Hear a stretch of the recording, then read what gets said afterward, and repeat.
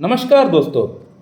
अभी आप ये जो पेशेंट का स्क्रीनशॉट देख रहे हैं, इस पेशेंट को बेसिकली दो तीन समस्याएं थी। दो समस्याएं तो इनका प्राइवेट पार्ट से जुड़ी थी, जैसे कि इनका पेनिस में ठीक से इरेक्शन नहीं आया करता है, इनका लिंग में ठीक से कठोरता मेंटेन नहीं होता है, ये number one problem. Second problem, इनका पेनिस का जो बेस है, जहाँ से पेनिस स्टार्ट होता है, वहाँ पे एक छोटा सा सिस्ट इनका डेवलप हो चुका है।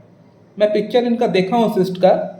मैं पिक्चर तो यहाँ पे लगा नहीं सकता क्योंकि यूट्यूब जो है इस पर स्ट्राइक डाल सकता है, इसलिए पिक्चर मैं डाल नहीं सकता हूँ यहाँ पे। मैंने पिक्चर देखा है पेशेंट का, वहाँ पे एक सिस्ट डेवलप हुआ है, साथ ही साथ इनको इरेक्टाइल डिस्फंक्शन का प्रॉब्लम है और मानसिक कुछ समस्याएं हैं। वो मैं पेशेंट से बात करके समझ गया। पेशेंट शादी किए थे, आज से इनका शादी 5 साल पहले इनका शादी हुआ है, लेकिन वो अब डाइवर्स हो चुके हैं। इनका शादी चला नहीं है। कारण यही था कि इनका अंदर इरेक्टाइल डिस्फंक्शन का प्रॉब्लम था, लिंग में ठीक से तनाव नहीं आया करता था।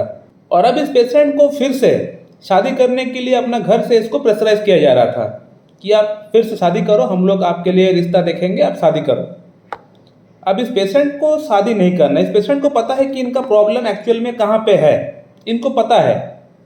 और इनका मन में एक डर बैठ गया है, वो है फेलियर ऑफ रिजेक्शन। इनको पता है मुझे फिर से नकारा जाएगा, वही चीज़ फिर से घटने वाली है, फिर वही डाइवर्स होने वाली है, इनको पता है। और ऐसा भी नहीं कि ये पेशेंट हाथ पे हाथ रख के बैठे हुए थे इतने साल।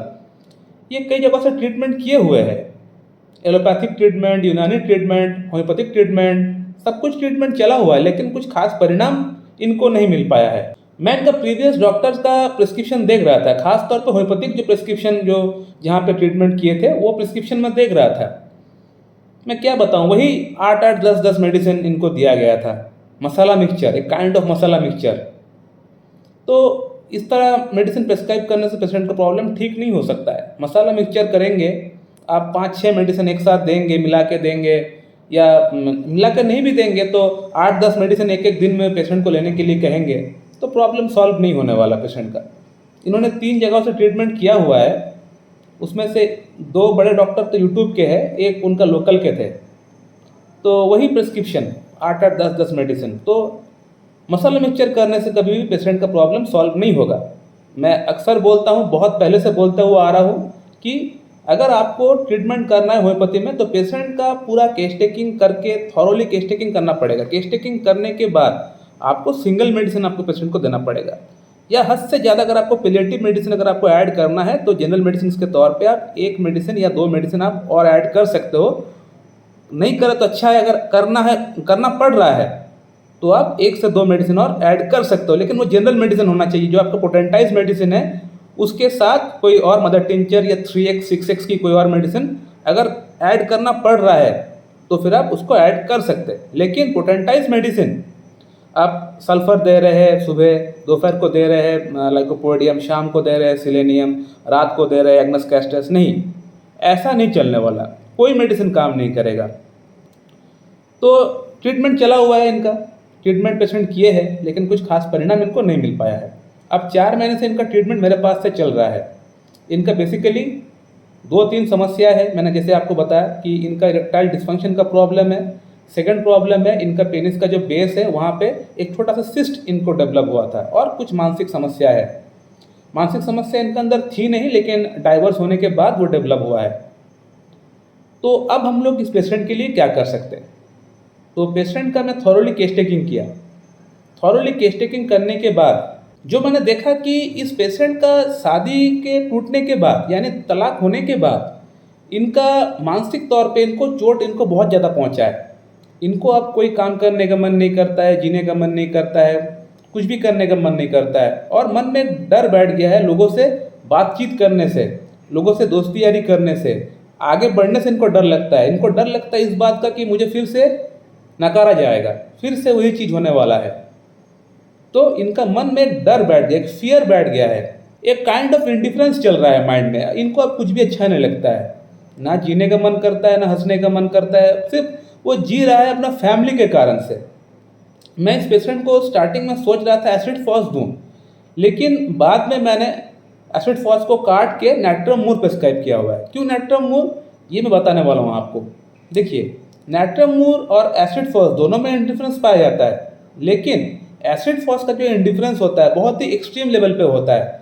कोई जिए मरे हंसे उसको कोई असर नहीं पड़ता है, वो बिल्कुल एकदम हम लोग बोल सकते हैं एक जिंदा लाश की तरह वो पड़ा हुआ रहता है एसिड फॉस। लेकिन नाट्रम मूर का यहाँ पे ऐसा नहीं होता है। नाट्रम मूर का अंदर इंडिफरेंस होता है, लेकिन वो अपना फैमिली वालों के लिए एटलीस्ट जीना चाहता है, वो फैमिली वालों को कष्ट नहीं देना चाहता है। लेकिन एसिड फॉस का यहाँ पे ऐसा नहीं होता। एसिड फॉस जो है दुनिया जाए भाड़ में, मेरे साथ खराब हो रहा है, मैं ठीक नहीं हूँ, तो आप ठीक रहे या ना रहे मुझे उससे कोई मतलब नहीं, फैमिली वालों को परवाह नहीं करता एसिड फॉस। लेकिन नाट्रम मूर जो है फैमिली वालों को परवाह करता है, इसीलिए वो चाह रहा है फिर से शादी करने के लिए। तो यहाँ पे एक डिफरेंस है एसिड फॉस और नाट्रम मूर का बीच में, दोनों में डिफरेंस पाया जाता है। लेकिन ये डिफरेंस है कि नाट्रम मूर जो है अपना फैमिली के खातिर वो अपने आप को बदल सकता है, जो कि एसिड फॉस नहीं कर सकता है। ये एक डिफरेंस है। तो ये नाट्रम मूर का सबसे बड़ा सिम्टम एक हो गया। सेकेंड सिम्टम है पेशेंट नमक लेते हैं, खाने में ऊपर से नमक लेते हैं, ये और एक सिम्टम हो गया। थर्ड सिम्टम जो मैंने देखा वो ये था कि पेशेंट का अंदर रेस्पिरेशन बहुत ज़्यादा होता है, यानी पसीना बहुत ज़्यादा आता है। और पेशेंट का जो स्ट्रक्चर है, जो बॉडी का जो स्ट्रक्चर है, थोड़ा लीन थीन इमैसिएटेड है, थोड़ा सा बॉडी जो है ऐसा लग रहा है बॉडी में जान नहीं है। इनका वेट पहले अच्छा खासा था, लेकिन वेट अब दिन पर दिन घट रहा है, पेशेंट का कहने के अकॉर्डिंग वेट इनका घट रहा है।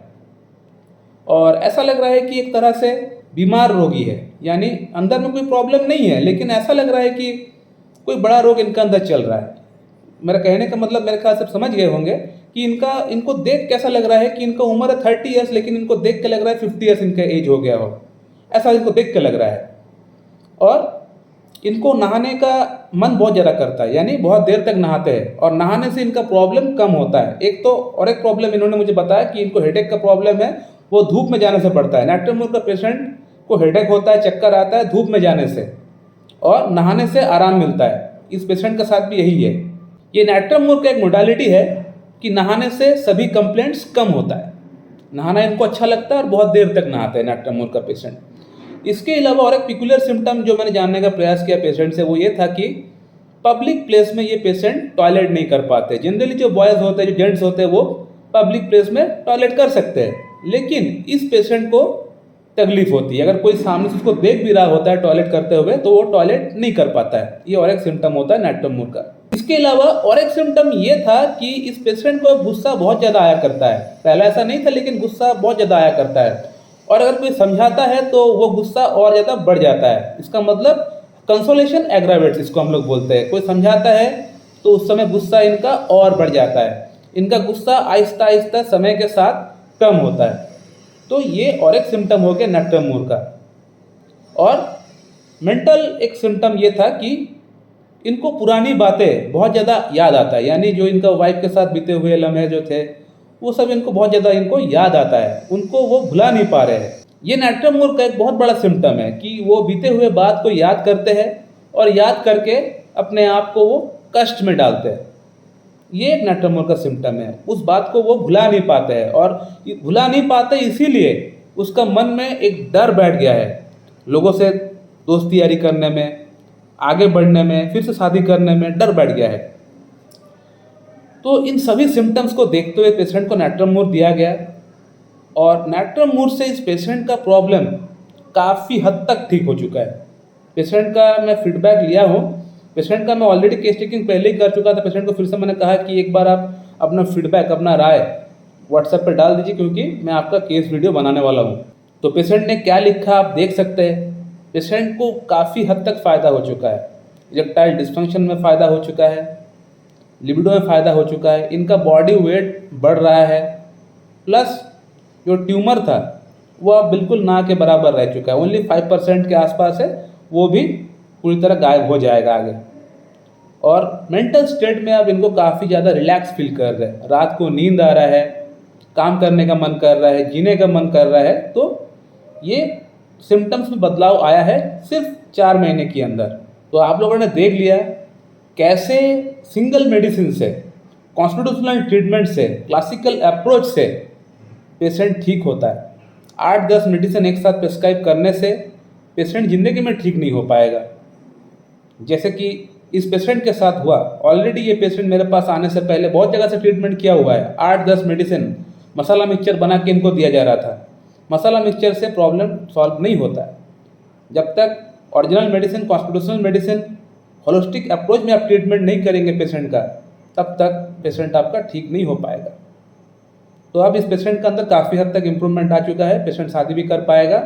हाँ, एक बात मैं आप लोगों को बताना भूल गया था कि इस पेशेंट को नैट्रोमोर के साथ साथ स्टार्टिंग का 2 महीने के लिए मेरा खुद का बनाया हुआ जो टैबलेट है वो भी मैं इनको दिया था। इसलिए दिया था क्योंकि इनका शादी नज़दीक है, वो फिर से शादी करने वाले हैं, तो इसीलिए इनको फास्ट इम्प्रूवमेंट की दरकार है। तो वो टैबलेट भी पेशेंट का कहने पे ही मैंने इनको दिया था, तो उससे पेशेंट को और इनिशियल बूस्ट मिल गया और अच्छा इम्प्रूवमेंट उससे पेशेंट को दिखना स्टार्ट हो गया। तो ये एक बात जरूर है जो कि मैं बोलना भूल गया था। सो माय डियर फ्रेंड, मैं इस वीडियो को यहीं पे एंड करता हूँ। So thank you very much and have a good day.